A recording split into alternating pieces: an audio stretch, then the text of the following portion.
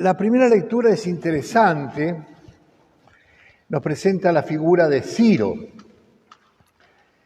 Ciro fue un shock muy fuerte que sufrió Israel.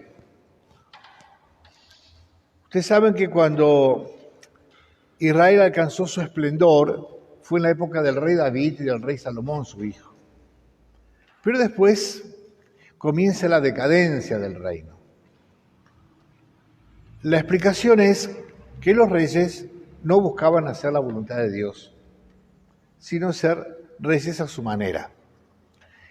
De algunos se dijeron que no hicieron nada bien, de otros se dijeron, lo mismo la Biblia dice, que hicieron barbaridades, y de otros más o menos. Pero así fue un constante, ¿no? Y por más que iban los profetas y de parte de Dios y corregían, el camino seguía igual. Hasta que termina como bien anunciado los profetas. Surge un gran imperio asirio-babilónico, con Nabucodonosor a la cabeza, sale a conquistar todos los lugares. Como ellos no se sometieron, aunque Dios les decía que se someta porque esa era su voluntad. El orgullo no les dejaba someterse. Somos libres y somos libres. Y fueron llevados esclavos. Fueron arrasados el país. En la época del exilio, gran drama nacional de Israel, la gran prueba, porque no solamente pierden la tierra, pierden el templo, parecía que habían perdido el contacto con Dios total. En ese exilio suceden algunas cosas buenas. Una primera, que no tenían donde agarrarse y se agarraron de la palabra. Lo único que tenían. Entonces se juntaban a leer la palabra, ¿no? A cantar los salmos y leer la palabra. Eso fue lo que los sostuvo en el exilio. Pero ¿cómo iban a volver? Había promesa de Dios que iban a poder volver. ¿Cómo vuelven? Surge un imperio en el norte, el de los persas, que empieza a avanzar sobre el imperio de los asirios, los conquista, los destruye.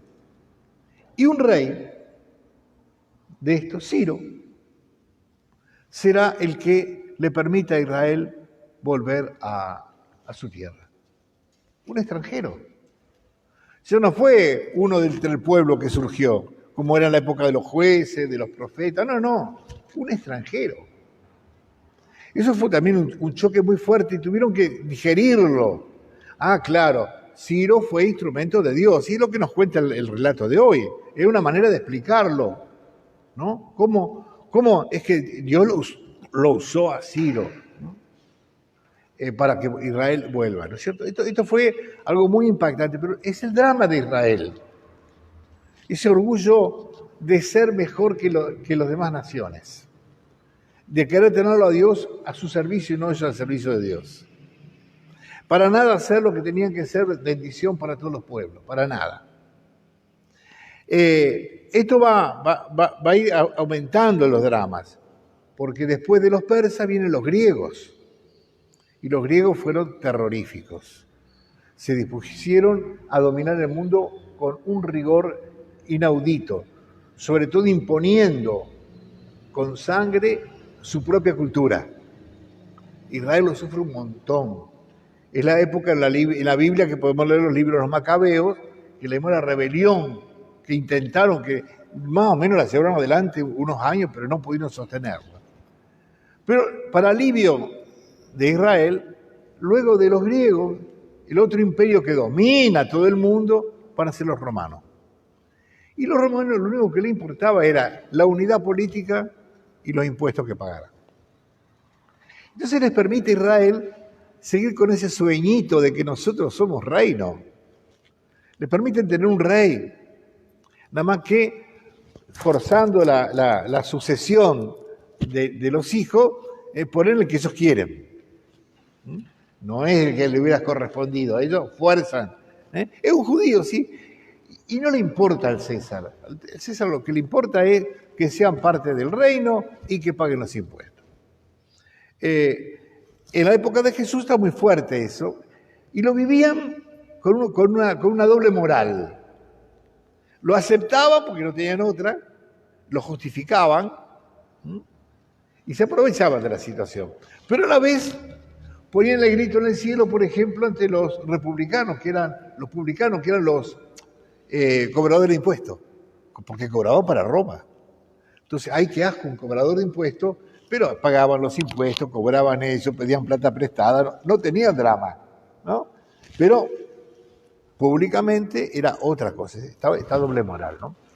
Son estos que no lo aceptan a Jesús prácticamente por lo mismo.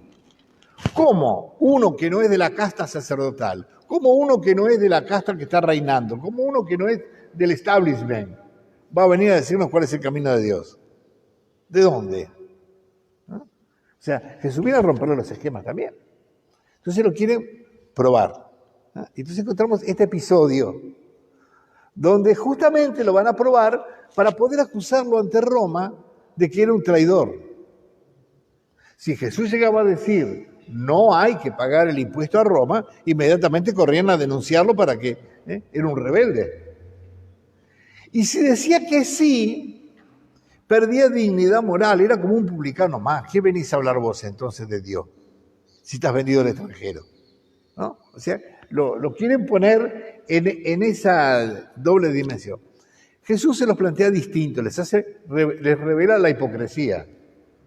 ¿No? A ver, ¿qué moneda están usando ustedes para pagar los impuestos, para comerciar? Y le presenta la moneda que usa común, el denario, que en esa época el denario tenía la cara del César. Entonces, ¿qué tanto drama se hace en pagarle el impuesto al César con un denario que tiene su cara, si lo están usando ustedes? ¿Cuál es el drama? ¿No? Pero no se olviden que tienen que darle a Dios lo que le pertenece a Dios. ¿No? Ese sería el planteo. Pero a nosotros nos viene muy bien este evangelio, porque de paso Jesús nos aclara otra realidad, que es muy nuestra, que es que a veces no sabemos qué hacer. Si Dios por un lado y la sociedad humana por el otro. Y entonces tenemos todos los sistemas liberales, capitalistas, occidentales, que te van a decir la religión es una cuestión privada, ¿no? Entonces es cuestión de cada uno en su conciencia que tenga la religión que quiera, ¿no? O los países de izquierda dominantes que dirán no hay Dios, entonces Dios somos el Estado. Son los dos planteos en los cuales nos encontramos nosotros en una realidad que por ahí no sabemos cómo participar, cómo estar. Evidentemente, por este relato, Jesús no reniega de la autoridad. Si hay que pagar impuestos, páguenlo, es lo que corresponde. Ustedes participan de ese orden civil. Y si están participando de esa sociedad, y esa sociedad tiene reglas, y tienen que hacerla. Y tienen que participar, les guste o no les guste, tienen que participar, tienen que ser obedientes, ¿no? Pero por el otro lado, no se olviden que ustedes pertenecen a Dios. Entonces, en nuestras vidas pasa lo mismo. Yo no puedo decir, ¿no es cierto?, ay, no, yo no me meto, no quiero saber nada de la política porque todo es un asco, una corrupción. No, porque yo me muevo en este mundo. Y yo tengo que tener una opinión, y tengo que poder votar, y tengo que poder trabajar también si se me pide, si puedo hacerlo, si puedo, ¿no? ¿Qué es difícil? Es re difícil. Es re difícil, ¿no?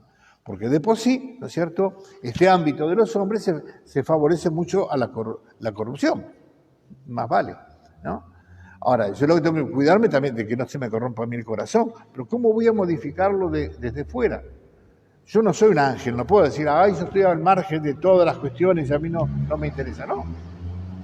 El cristiano tiene que enterarse, tiene que participar. Y justamente en este momento vivimos un momento muy especial, porque el Papa Francisco se metió en un terreno que muchos están diciendo, ¿por dónde anda Francisco? Por primera vez en la historia, un papa, o la segunda, porque ya en la anterior lo hizo él también, en vez de dirigirse a la iglesia o a los creyentes, se dirige a la humanidad entera. O sea, el Papa habla, ¿no?, a la humanidad entera, a plantearle que si estamos acá en el mundo, tenemos que ser hermanos. Es este documento que les aconsejo leerlo porque nos hace mucho bien, Fratelli Tutti, todos hermanos. En este mundo tenemos que construir una fraternidad. Va a criticar los populismos por un lado, va a criticar el capitalismo por el otro lado, ¿no es cierto? Y nos va a invitar, ¿no es cierto?, a todo lo que sea valorar a la persona, la dignidad de la persona, lo que sea el diálogo, la participación, ¿no? ¿Por qué les digo que algunos no lo terminan de entender? Porque se escandalizan. ¿Cómo no habla de la salvación que trae Cristo? Porque no es el tema. El Papa le está hablando desde la cátedra de Pedro a la humanidad entera. Hay una palabra para todos los hombres en cuanto criaturas. Compartimos este mismo mundo. La idea de casa común en nuestras casas y tenemos que llevarla adelante, ¿no es cierto? Entonces, ¿cómo nosotros miramos el mundo, ¿no es cierto? Porque por ahí puedo decir, ay, no, a mí me interesa nada más que la religión. No está bien, no está bien. Porque vos tenés que, como decían los monjes benedictinos, tenían un lema precioso, a Dios rogando y con el mazo dando. Pero guarda que el mazo era un palo que se usaba para sacar el grano de los manojos de espiga que se habían cosechado a hoz, a mano. Se cortaba el trigo, se dejaban los haces de espigas en el campo que se orearan bien, después se juntaban y que se le daban con el palo, el mazo, no el mazo de pegar así, que algunos se piensan que a Dios rogando y con el mazo dando y partir cabezas, no, era cosechar, o sea, hay que pedirle a Dios la lluvia, pero después tienen que poner el lomo. Así son todas las cosas en la vida humana. Y los cristianos tenemos que dar testimonio de esto, ¿no? Por eso le digo, es un tiempo difícil, ¿no es cierto? Porque el gran drama nuestro es cuando en vez de ser realista, somos ideólogos. En vez de responder a la realidad que vivimos, queremos responder desde una ideología, que es un preconcepto, que a veces no se adecua realmente con yo esfuerzo a la realidad para que sea como yo quiero, ¿no? Por eso tenemos que pedirle mucho a Dios que nos ayude, porque siempre es una encrucijada del corazón humano. ¿Cómo vivo mi fe en un mundo concreto donde estoy inmerso, ¿no?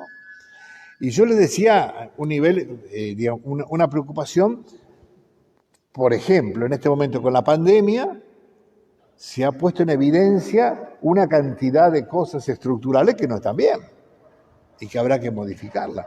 Y yo no puedo decirles que las modifiquen ellos porque están gobernando, porque a mí también me incumbe, ¿no? Pidamos al Espíritu Santo que nos ayude a discernir los caminos de Dios, ¿no es cierto?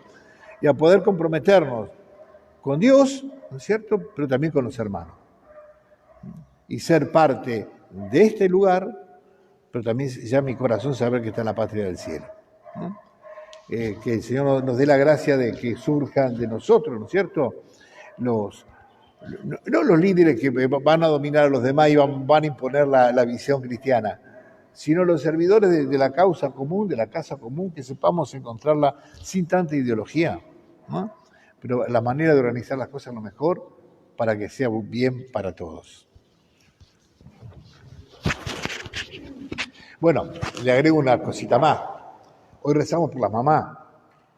¿Quién más que la mamá en la casa sabe lo que es manejar los dos mundos? De mamá depende la olla, en mucho, pero también depende la fe. Entonces, que vamos a rezar también por la mamá, ¿no es cierto?, para que Dios le dé esto que pedíamos, este discernimiento, lo tengan cada una en su casa, en su hogar.